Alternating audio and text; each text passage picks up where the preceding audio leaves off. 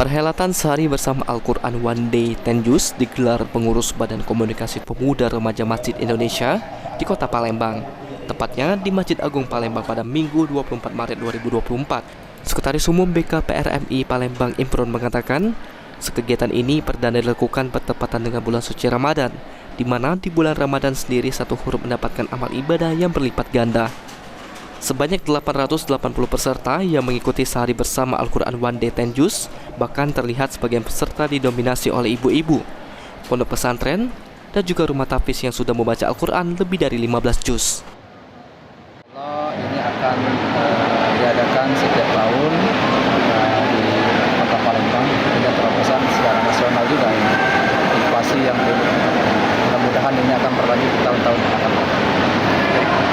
Kiranya untuk kegiatan hari ini lebih mendekatkan diri ya Pak untuk dengan Al-Quran ya Pak ya?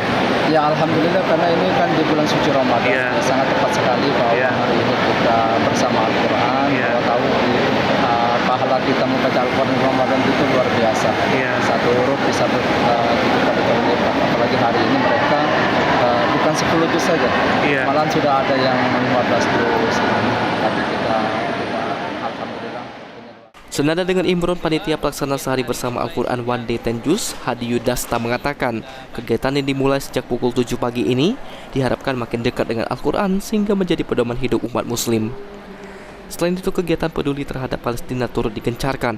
Dalam kegiatan Sehari Bersama Al-Quran One Day Tenjus ini, terkumpul donasi sekitar 30 juta rupiah. Ini gratis ya Pak ya? Ya gratis, selain gratis dan mereka selain mengaji, nanti di akhir kita sediakan takjil dan paket buka puasa ya, puasa.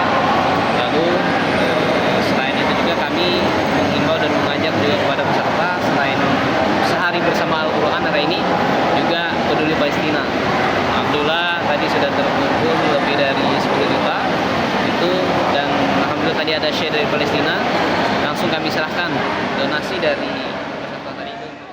Hafidz Zainul, Paul TV.